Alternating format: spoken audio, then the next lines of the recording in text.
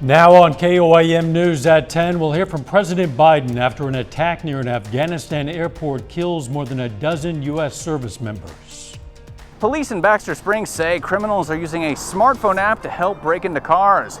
You'll learn what they're doing to fight back coming up. And area school districts deal with a shortage of school bus drivers. The 4 states' most watched news starts now. President Biden says the nation will go after terrorists who carried out a deadly attack outside the Kabul airport that killed at least 13 U.S. service members, injured 18, and left dozens of Afghanis dead. This is KOAM News at 10. The attack is one of the highest single-day American death tolls in the 20-year war in Afghanistan. Reporter Skylar Henry has more from Washington.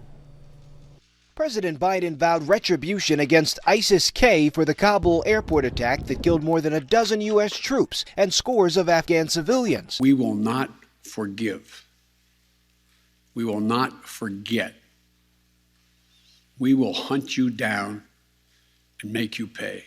The terror group ISIS-K claimed responsibility, posting a picture of the alleged suicide bomber. I've also ordered my commanders to develop operational plans to strike ISIS-K assets, leadership, and facilities. Despite the terror, President Biden said the evacuation of Americans and Afghan allies is pressing ahead. We will not be deterred by terrorists.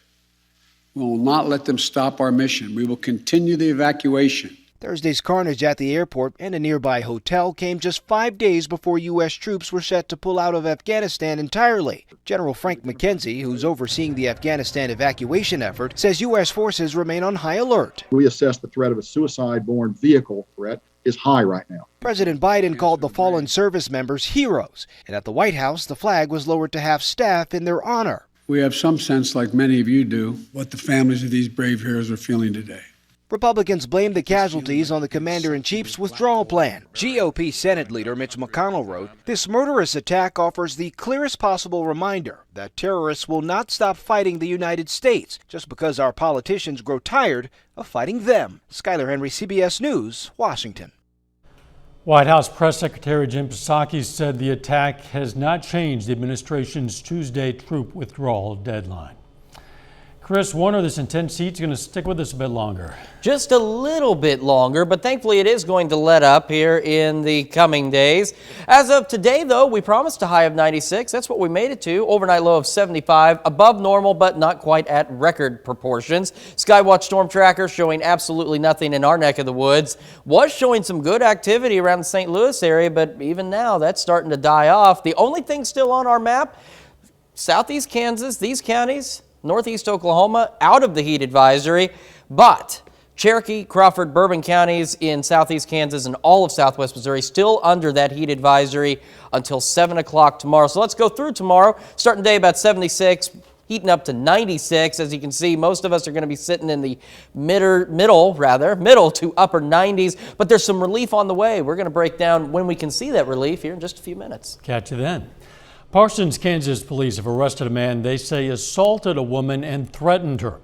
Authorities say the suspect punched the woman from behind and put her in a chokehold while making physical threats. Authorities say the woman broke free, grabbed one of their 2 children, and left the house to call police. Police say that child, a 1-year-old, suffered non-life-threatening injuries during the incident. The suspect then went to a family member's house in Altamont with the other child, where he was arrested. Police in Baxter Springs, Kansas say criminals are breaking into cars and using a smartphone app to avoid the law. But the Baxter Springs PD is fighting back with a high-tech solution of their own. KOAM's Mike Mahoney spoke to the Baxter Springs police chief to learn more. Police in Baxter Springs, Kansas are warning residents to keep their cars locked following a recent string of vehicle break-ins. We do have suspects that we've identified in a few different ways. Like I said, proof in court's different than what we have having suspects, but we are working the case strongly, and I think we'll come to a good end. Baxter Springs Police Chief Russ Harper says the crooks are using a smartphone app to listen in on police scanners and determine what part of town the cops can be found. If we're working a traffic accident down the road, they know where we're at, and now they can have it right on their iPhone and go commit their crime while we're busy. But criminals aren't the only ones using technology to get ahead in Baxter Springs. In addition to utilizing more plainclothes officers in unmarked vehicles, the Baxter Springs Police Department is also upgrading their vehicles. We're now purchasing a new system that actually goes on our vehicles. It's like a flare like you see on the helicopter systems that will pick up heat sensations at night. So anybody that's out hiding from a mile away in the middle of the dark, in the middle of the night, will be able to see. Police say southeast Baxter Springs is a popular spot for car break-ins because it's one of the town's more affluent neighborhoods. Lloyd Woods lives in that part of town, and he says he's impressed by the high-tech solution being implemented by local police. I think the police is going to eventually catch them, especially the fact that they're going to get the thermal cameras and that they're moving in such a positive direction. In Baxter Springs, Kansas, Mike Mahoney, KOAM News. The force's new thermal imaging devices cost a little under $4,000 each. The Baxter Springs Police Department is buying one and applying for grants to get the technology on the rest of their vehicles. With the FDA authorization of the Pfizer COVID-19 vaccine, Integris Health has moved to require COVID vaccinations among its employees. Integris operates several healthcare facilities in Oklahoma, including a hospital in Miami. Employees have until October 15th to submit a request for medical or religious exemptions. Otherwise, they must receive both doses of the COVID vaccine by November 1st. A nationwide school bus driver shortage is impacting districts in the 4 states. Now, normally the Joplin School District would have 62 school bus drivers, but even after hiring 5, they still have only 49. The district has combined several routes to make sure they can get all the students to and from school, and until they get the kinks worked out, routes are running a bit slow. Now, nobody likes to be late, nobody likes to be on a bus in the heat, but that's what we deal with. So we're just asking folks to be patient, and we'll get them there, and things are already smoothing out more. The Carthage School District is not short on full-time drivers, but the district is working to hire more substitute drivers. The Neosho, Missouri School District is going to build a FEMA community safe room at Benton Elementary. It's thanks to a $1.8 million grant from FEMA. The safe room will fit 1,000 people and feature 2 classrooms for pre-K and a common room.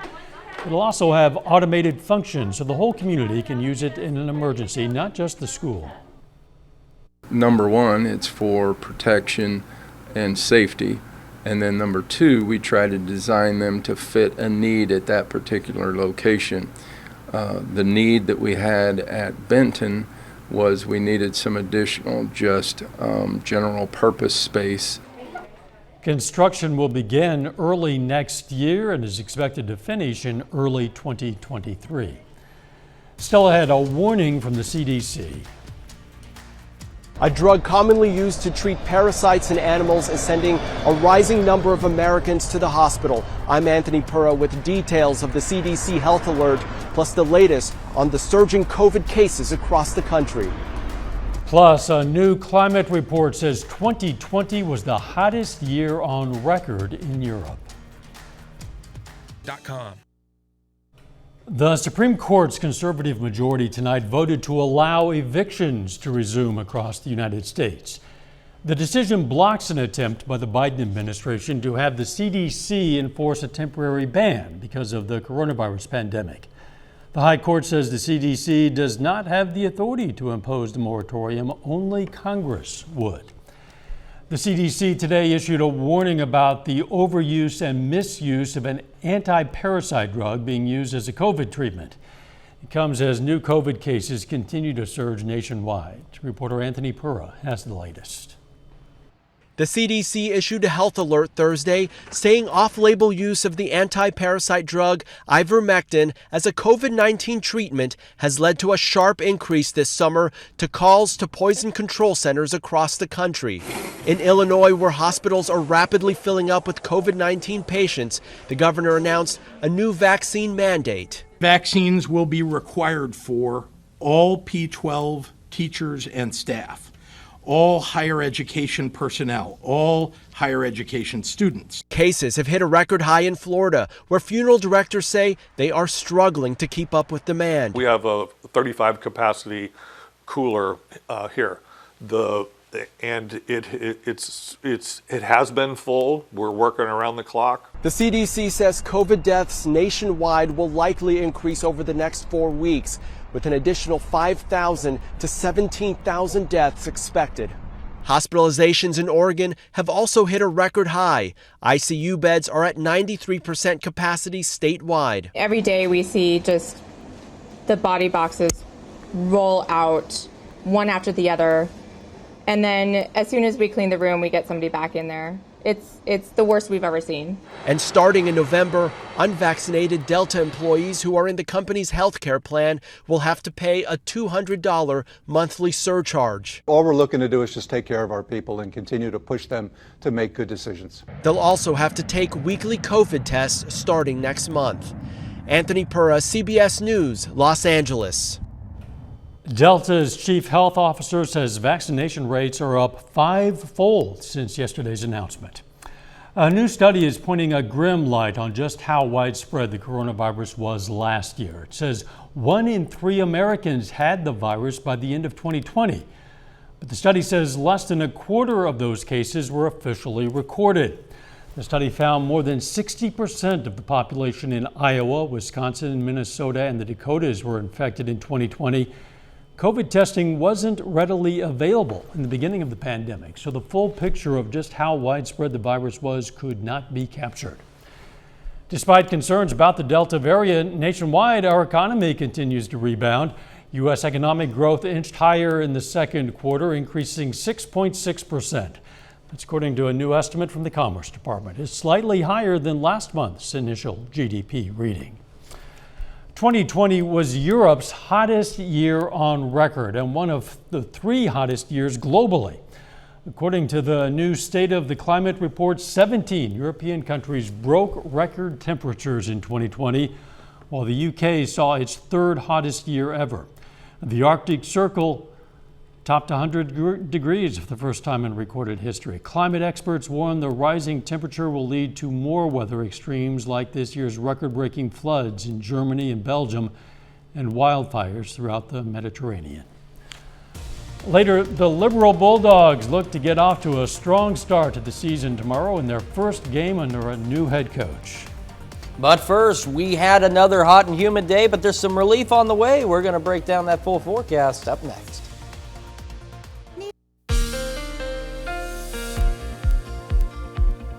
Hot and humid has been the trend for the last several days, and unfortunately, it's going to continue to be the trend, at least for just a little bit longer.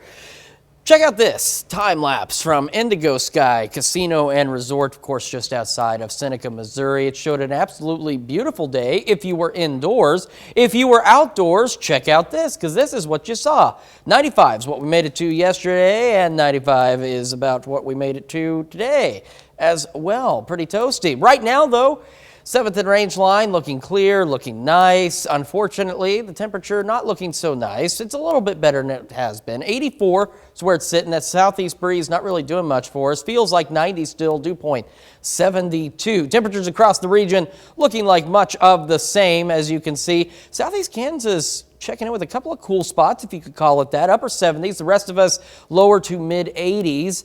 Dew point's still sitting up there too. They're still up into the lower to mid 70s for most of the region. And once you tie that into whether or not or how that dew point feels, it's not refreshing, it's not pleasant, it's bad. It's muggy to soupy, and it's going to be that way for at least another day or so. And that's factoring in humidity and everything. Here comes those heat indices, even at 1019, still feeling like the upper 80s to almost 90 across most of the area. So let's get into what we're going to see tomorrow. One more alert day for our friends in southwest Missouri and a portion of southeast Kansas.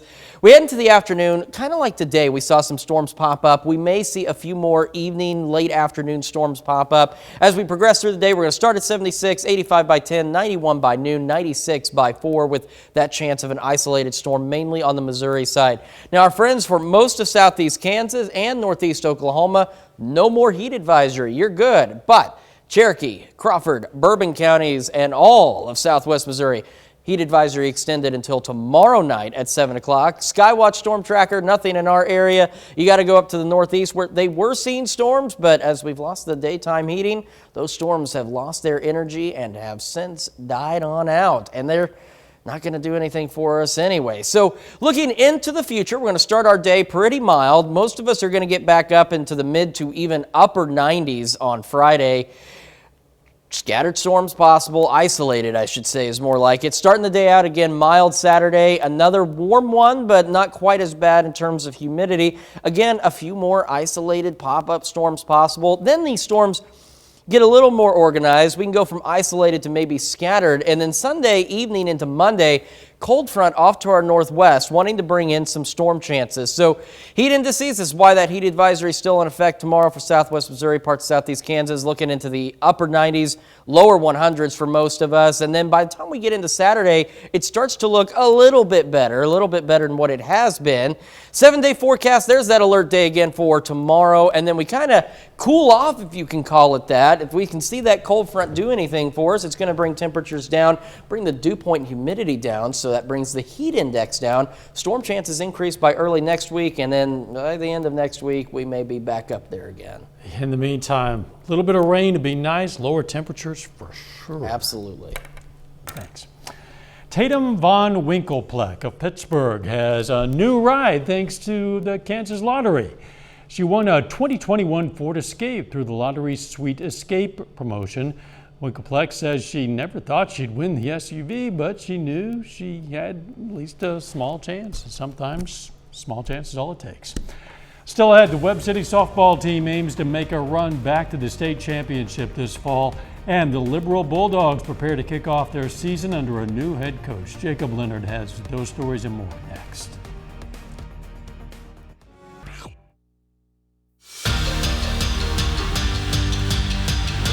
The Liberal Bulldogs are less than 24 hours away from their first game of the football season. Now, this year is the first year for the team under head coach Garrett Zuha. And Danny Terzer catches up with the Bulldogs to talk about beginning a new era in Liberal. It's a new era for the Liberal Bulldogs under head coach Garrett Zuha. Zuha has a long history with 8-man football. That's all I've known. I've actually never taken a snap or coached any 11-man football, so it was a good position. I know Liberal has been, I think this is their third year in 8-man football, so I'm hoping to bring down some knowledge to them. He has quickly built chemistry with his new team. He brings energy every day and gets us motivated to want to work hard for him. I feel like it's more of an opportunity than a challenge. He's really adapted more to us than we've had to adapt to him so far. Like I said, I was fortunate to meet him this summer, and I've spent a couple months with him now and those types of things. So when football came around, you know, those relationships were already in place, and everyone's kind of bought into what we're doing around here, and it's been a fun process. His philosophy starts with discipline. One thing I always tell the boys is, you know, if you want to be a good football player, if you want to be a good athlete, you know, you got to have character, don't be a character. So we're coming out here, hopefully we're well-disciplined team and do things at a high level. The Bulldogs are building off a 6-3 season. We lost a couple seniors, but I feel like we have a lot of players that are willing to step up this year and are fully capable of stepping up for us. I think if we play our best every night, there's not very many teams that are going to be able to beat us. Their first test is right around the corner. I think it's crucial to set the tone. The past few years, we really got off to a slow start, and we want to change that this season. In Liberal, Danny Terzer, KOAM Sports. The Liberal will be at home for their season opener tomorrow night, hosting the Archie Whirlwinds. The Webb City softball team is just 4 days away from their first game of the season. The Cards had a special year last year, finishing as the Missouri Class 4 runner-up. Now, Webb City brings back 6 starters from that team. They have 9 seniors on the roster this fall. That includes those 2 All-State selections, Peyton Hawkins and Emma Welch. Now, the biggest change for Webb City will be in the circle, with COC Player of the Year Hayden Berry graduating. The Cardinals will lean on a few different pitchers this season, including freshman Lainey Taylor. She's worked really hard all summer to improve, and you know, she's going to do great for us. We are all confident in her as a freshman to step up and get on the mound and do the job. She has put a lot of hard work in during the off season, and you can tell every single day at practice she comes out and she knows what her role is and she's there to do it. So I have a lot of confidence in her that she'll keep working hard and she'll do a lot for us this season. The St. Louis Cardinals are back on the road tonight, kicking off a 4-game series against the Pittsburgh Pirates. Now, Pittsburgh just took 2 out of 3 from St. Louis last weekend. Tonight, Pirates do it again, beating the Cardinals 11-7. Tommy Edman, nice night for St. Louis, going 2 for 4 with a double and a pair of RBIs. In the American League, the Kansas City Royals are on the West Coast, so they're off to a late start tonight against the Mariners. This one just in the bottom of the 4th inning.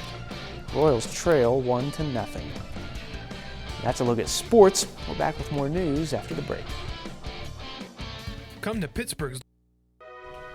Take time now to honor a local member of the armed forces. Sean Bingham joined the U.S. Air Force in 2006. His hometown, Parsons, Kansas. And we salute Airman First Class Sean Bingham, a 4-state hero. You know, we have hundreds of these heroes in our database. You can look them up by name or hometown, and we're always looking for more. If you know of a veteran or currently serving service member, drop us a line. Just click on the link at koamnewsnow.com. Archaeologists might have just discovered the first ancient human DNA on an Indonesian island. These are the bones of a teenage hunter-gatherer who died more than 7,000 years ago. New research published in the journal Nature says this distinct human lineage has never been found anywhere else in the world. Researchers said the latest findings are one piece of the puzzle as they work to understand the ancient genetic history of humans in Southeast Asia. Extracting DNA, 7,000-year-old bones. It's remarkable. It starts to remind me of how Jurassic Park got going. Oh, you're right. That didn't turn out so well. It did not. So hopefully they don't start cloning these ancient humans. That would have been millions and millions of years. The weather's going to stay hot. It is, unfortunately. We've got one more day of heat advisories. Cherokee, Crawford, Bourbon County, Southeast Kansas, all of Southwest Missouri, Friday until 7 o'clock. 7-day forecast does show us some relief on the way by next week and some increases in rain chances as well. Final sports notes. Tomorrow night, it is finally here. Missouri high school football begins. We're going to be at Joplin at Webb City. Of course, that's the big one tomorrow. Carthage on the road against Ozark. We have some big games, so we'll have all that covered right here tomorrow night. You and the rest of the sports team and the rest of us are looking forward to that. Thanks for joining us. Don't forget our morning show, and let's make it a great tomorrow.